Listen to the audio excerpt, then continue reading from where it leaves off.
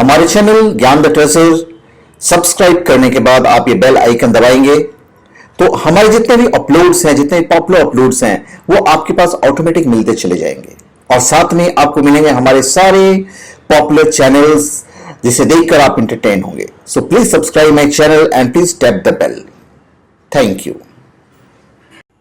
आपका हमारे चैनल पे स्वागत है और हम आपको बताएंगे कि किन्नरों का जो आशीर्वाद है वो किस तरह आपकी ज़िंदगी बना सकता है, उनका 1 रुपया किस तरह आपको अमीर बना सकता है।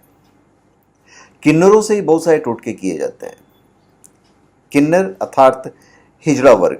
हिजड़ा वर्ग बोलना मुझे अच्छा नहीं लगता, इसलिए मैं किन्नर शब्द का ही इस्तेमाल करूंगा। किन्नर समाज का एक सर्वाधिक तिरस्कृत और उपहास पूर्व हमेशा रहे हैं लोग। ये तो सब जानते हैं कि यदि कोई किन्नर किसी को आशीर्वाद देता है तो उस व्यक्ति का भाग्य ही बदल जाता है। मगर इसके अलावा भी किन्नरों के ऐसे बहुत से रहस्य हैं जिनके बारे में कोई नहीं जानता। हालांकि किन्नर भी एक इंसान ही है, पर फिर उनका रहन सहन बाकी लोगों से अलग है। किन्नर अपनी रोजमर्रा की जिंदगी में क्या करते हैं, कैसे रहते हैं, इस विषय के बारे में अब तक कोई अच्छी तरीके से नहीं जान पाया है।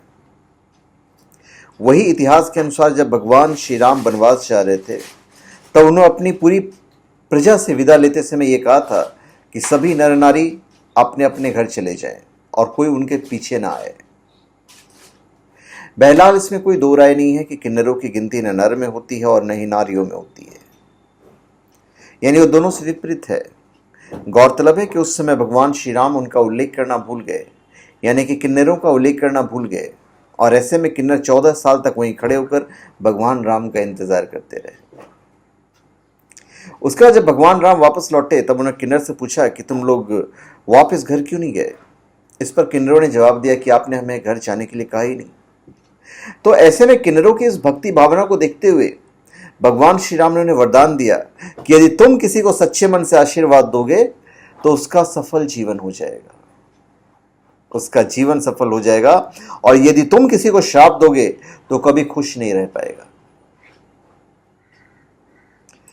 तो किन्नरों का आशीर्वाद हमारे लिए बहुत मायने रखता है।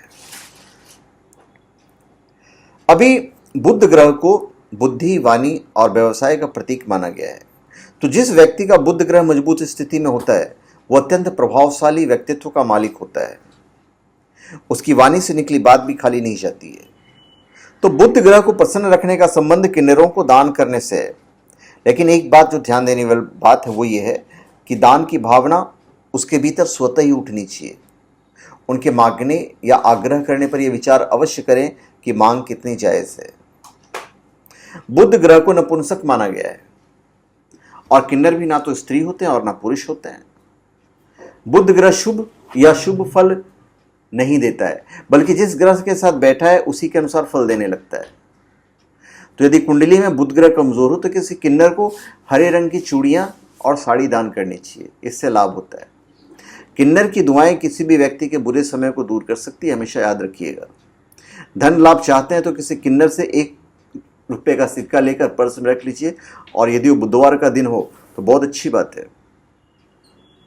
इसके अलावा यदि आप किसी किन्नर को उसके मृत्यु के बाद उसे दफनाते हुए या जलाते हुए देख लें तो आप धनवान बन जाएंगे।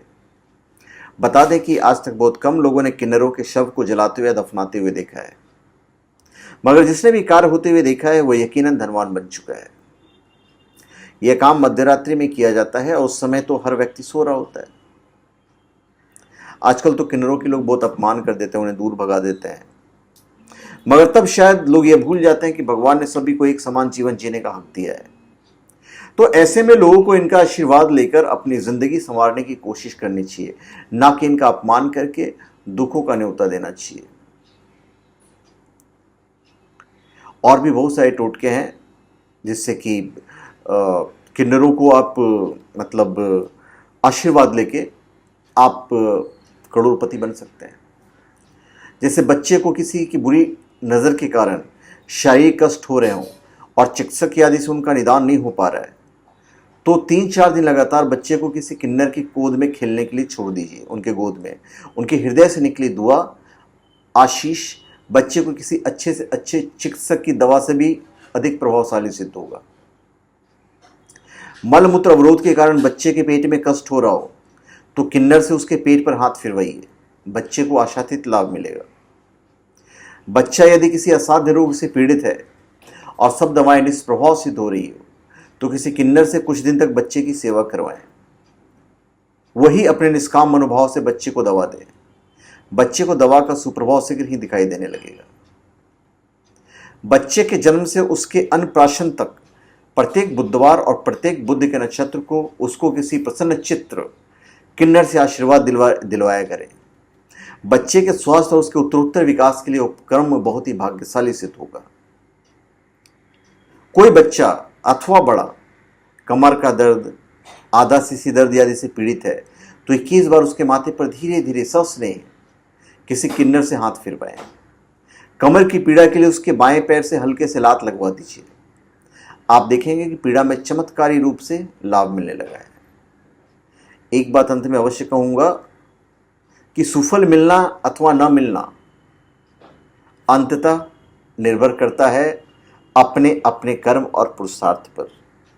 तो उक्त उपायों को भी एक पुरुषार्थ मानकर देखें, क्या पता कौन सा क्रम उपक्रम आपके लिए शुभ फलदायक सिद्ध हो जाए। तो ये सब टोटके हैं जो मैंने आपको बताया। तो धन्यवाद, आपका हमारे चैनल पे स्वागत है। आप हमारे चैनल पे सब्सक्राइब करें और अपने कमेंट दीजिए। धन्यवाद।